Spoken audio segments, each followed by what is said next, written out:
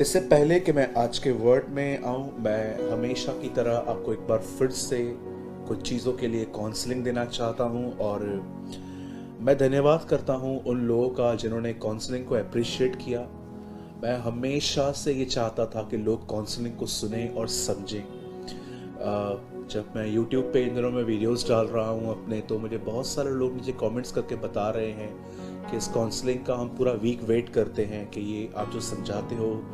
और मेरे भाइयों, मेरी बहनों, मैं ये इसलिए समझाता हूँ ताकि हमारी डेली लाइफ जो है वो सरल बने, वो इजी बने।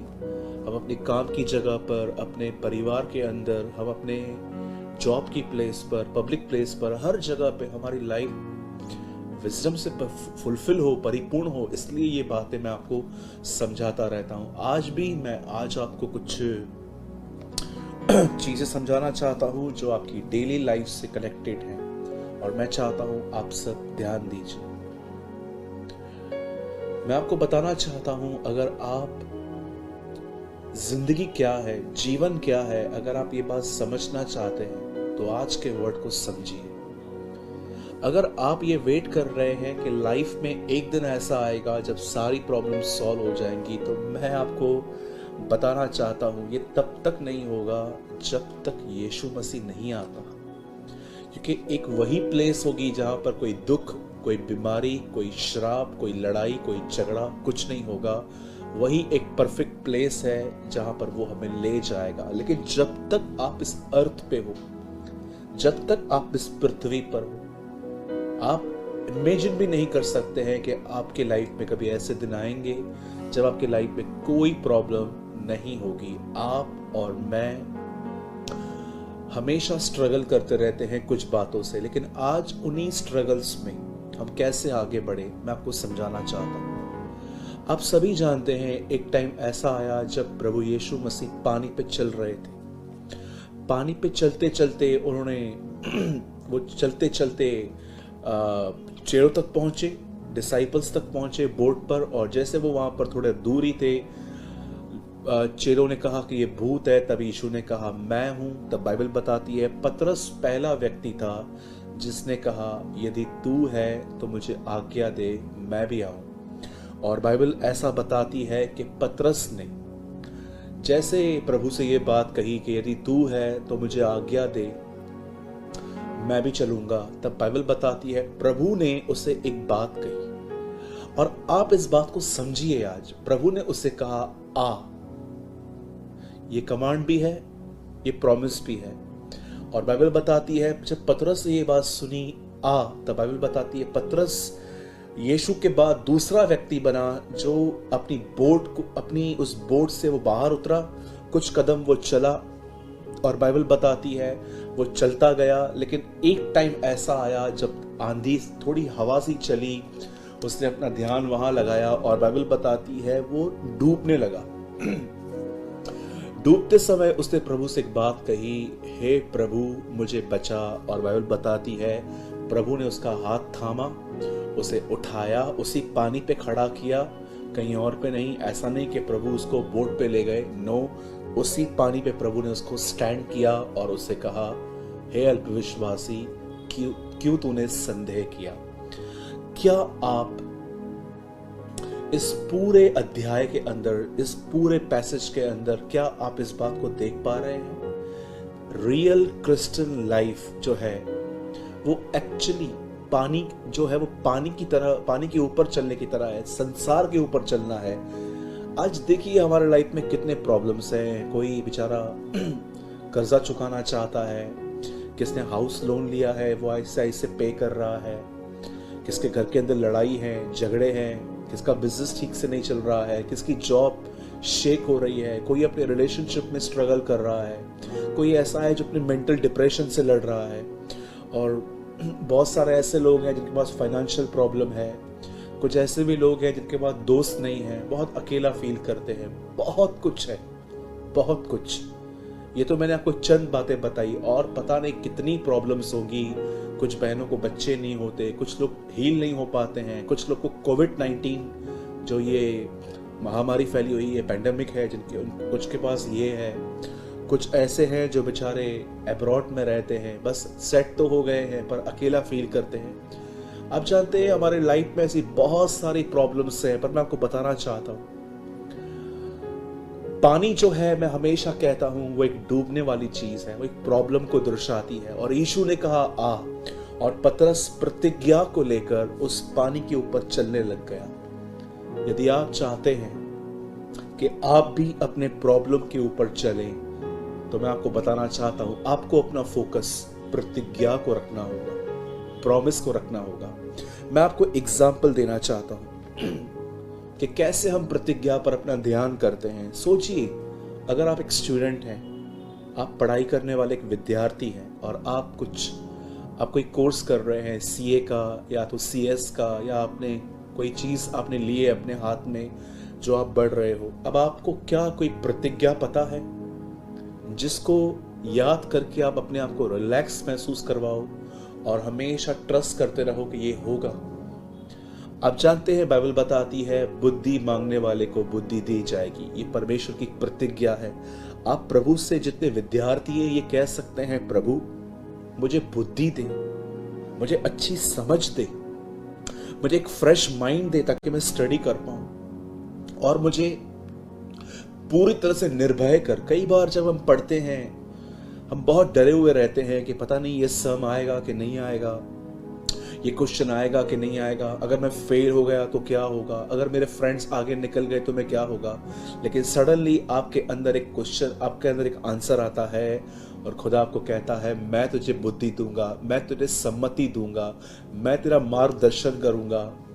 आप प्रभु से कह सकते हो प्रभु आप पतरस के लिए एक मछुआरे होकर आए थे।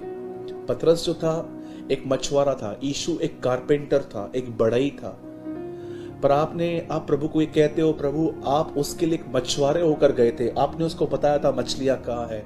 मैं जानता हूं आप मेरे अंदर मेरे लिए एक विद्यार्थी होकर आएंगे और जब मैं एग्जाम में बैठूंगा आप मेरी हेल्प करेंगे। मेरे भाइयों मेरी बहनों, इसे कहते हैं संसार के ऊपर प्रतिज्ञा को लेकर चलना। इस तरह मसीह जीवन जिया जाता है। पर मैंने जब लोगों को देखा है कि वो डिप्रेशन, डिस्करेजमेंट में चलते हैं, ये इसीलिए है क्योंकि उनका ध्यान खुदावन के कलाम से भटक गया है। आप पुराने नियम को पढ़िए, जब परमेश्वर मिस्र के लोगों को, इज़राइल के लोगों को मिस्र से निकाल ले जा रहा है, तो परमेश्वर कहता है कि मैं तुम्हें एक नया देश दूंगा। और जानते हो परमेश्वर ने उस देश का नाम रखा था, प्रतिज्ञा किया हुआ देश, प्रॉमिस लैंड। ये उनकी मेहनत से नहीं मिला था, ये परमेश्वर का वादा था इब्राहिम से कि वो तेरे वंश को ये जमीन देगा। और बाइबल बताती है कि परमेश्वर ने ऐसा ही किया। अब मैं आपको दूसरा एग्जाम्पल देना चाहता हूं। अगर आप एक ऐसे परिवार के अंदर रहते हैं जहां पर सब नॉन क्रिश्चियंस हैं और आप अकेले मसीह हो, आप प्रेयर करते हो कि आपका परिवार उद्धार पाए, और आप अपने परिवार को कई बार प्रभु के लिए बताते हो, लेकिन वो लोग आपको मजाक में उड़ाते हैं। वो लोग आपको कहते हैं कि नहीं ये अलग रिलीजन है, ये अलग धर्म है, बहुत सारी बातें वो आपको बोलते रहते हैं।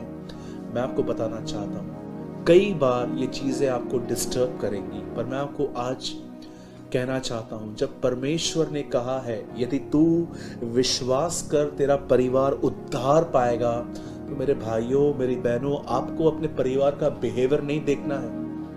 हम रूप देखकर नहीं, हम विश्वास से जीते हैं। बाइबल बताती है नोहा को देखिए, प्रभु ने कहा एक बड़ी बोट बना, रोज वो प्रचार भी करता था, बोट भी बनाता था, प्रचार भी करता था, बोट भी बनाता था, लेकिन उसकी बोट में आने के लिए कोई रेडी नहीं था। पर उसने बोट बनाना बंद नहीं की, वो परमेश्वर की प्रतिज्ञाओं को पकड़े था कि प्रभु आएगा, और उसका परिवार गया।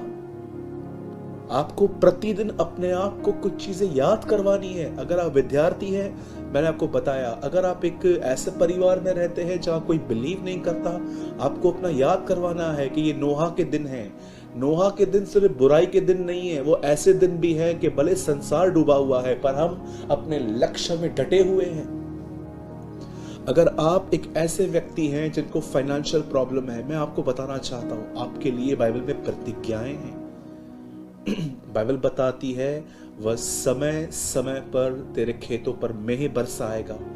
फिलिपियों में पौल कहता है वो तुम्हारी सारी कमी घटियों को पूरी करेगा। मैं आपको बताना चाहता हूं इसमें एक आज्ञा भी है। लिखा है जवान शेर तो भूखे रह जाएंगे, लेकिन यहोवा के डरवैयों को, डरवैयों का मतलब होता है परमेश्वर से डरने वाले।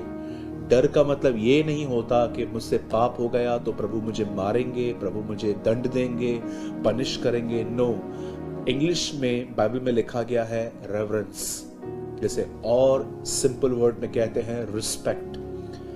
रिस्पेक्ट इट मींस आप परमेश्वर को हर्ट नहीं करना चाहते।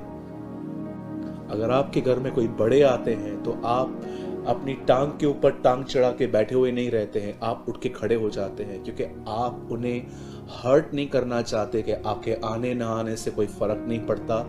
जब वो आते हैं आप खड़े हो जाते हैं, इट मींस आप उन्हें कहते हो वी रिस्पेक्ट योर प्रेजेंस। मेरे भाइयों, मेरी बहनों, परमेश्वर की आज्ञाओं पर चलते रहिए। वो कोई भली वस्तु आपसे छुपाएगा नहीं। हर बात के लिए प्रतिज्ञा होती है। अगर मुझे कभी मौका मिला तो मैं आपको कम से कम 15 टॉपिक्स पे 15 प्रतिज्ञाएं दे दूंगा। कई लोग कहते हैं ब्रदर मेरा बिजनेस नहीं चल रहा है, क्या मेरे ऊपर किसी ने ब्लैक मैजिक वगैरह तो नहीं किया है? सबसे पहले मैं आपको बताना चाहता हूं, बिलीवर पर कभी कोई ब्लैक मैजिक असर नहीं करता। अगर आप सच में खुदा के साथ चलने वाले व्यक्ति हैं तो मैं आपको बताना चाहता हूं, ये मैं नहीं कहता हूं, ये परमेश्वर कहता है। हमारे लिए खड्डे खोदने वालों के लिए लिखा गया है वे खुद उन खड्डों में गिर सकते हैं, याद रखिएगा। मैं आपको बताना चाहता हूं, आज से बहुत साल पहले जिन लोगों ने परमेश्वर की प्रजा को नाश करने की कोशिश की थी, मिस्र के लोगों ने, वही तबाह हो गए। आप एस्तर की किताब में पढ़िए, जो लोग यहूदियों को खत्म करना चाहते थे वो खुद तबाह हो गए। राजा हेरोदस जो यीशु मसीह को मारना चाहता था, आप देखिए सब मर मिटे। मेरे भाइयों, मेरी बहनों, अगर आपको ये प्रतिज्ञा चाहिए कि अगर आप खुदा के साथ चलने वाले व्यक्ति हैं और आपके ऊपर कभी कोई जादू, ब्लैक मैजिक असर नहीं करता, तो मैं आपको बताना चाहता हूं गिनती की किताब में लिखा गया है याकूब पे कोई मंत्र नहीं चलता। हम याकूब के वंशज हैं। लूका 10 अध्याय में यीशु कहता है मैंने तुम्हें सांपों और बिच्छुओं को रोकने का अधिकार दिया है, किसी चीज से तुम्हें कोई हानि न होगी। मेरे भाइयों, मेरी बहनों, मैं आपको बताना चाहता हूं, उन दिनों में जब यीशु मसीह थे शरीर में, बहुत हद तक दुश्मन लोगों को पानी में या तो किसी लिक्विड में जहर पिला के मार देते थे। क्या कहा उसने? तुम जहर पी लोगे पर तुम्हें कुछ नहीं होगा। यहाँ पर डिफरेंस है। अगर आप जानबूझ के करेंगे तो बात अलग है, लेकिन अगर किसने आपको पिला दिया, बाइबल बताती है तुम पर कोई असर नहीं करेगा। क्यों? क्योंकि जो हम में है वो उससे ताकतवर और सामर्थी है जो संसार में है। मेरे भाइयों, मेरी बहनों, पतरस की तरह प्रतिज्ञाओं पर चलिए, पानी पर। यही मसीह जीवन है, उसकी प्रतिज्ञाओं पर चलना, उसकी प्रतिज्ञाओं पर विश्वास करके चलना। This is a Christian life. अगर आपकी ये लाइफ नहीं है तो I am really very sorry. आप बहुत बार डूबते रहेंगे, डूबते रहेंगे, डूबते रहेंगे। प्लीज आप इन बातों को ओबे कीजिए।